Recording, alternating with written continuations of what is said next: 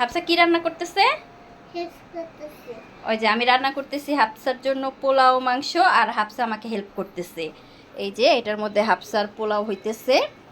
আচ্ছা তুমি ধরো না, ধরতে হবে না, এমনিতেই হেল্প হইতেছে। এই যে ইন্ডাকশনে পোলাও হইতেছে।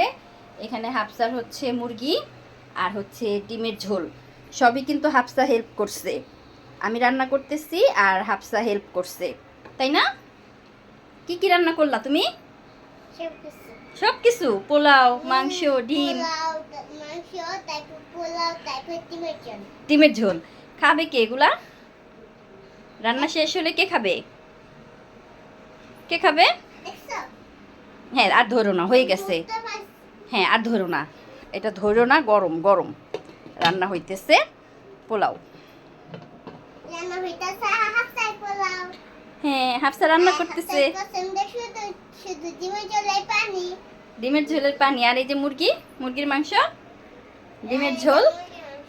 হ্যাঁ সব রান্না হয়ে গেছে, এখন হাফসা খাবে।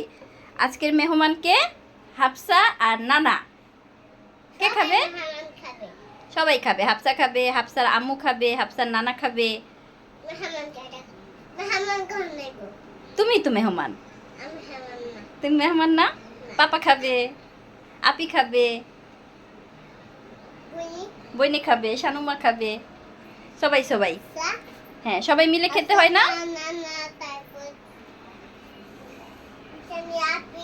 হ্যাঁ হয়ে গেছে আমাদের রান্না, এখন আমরা খাবো।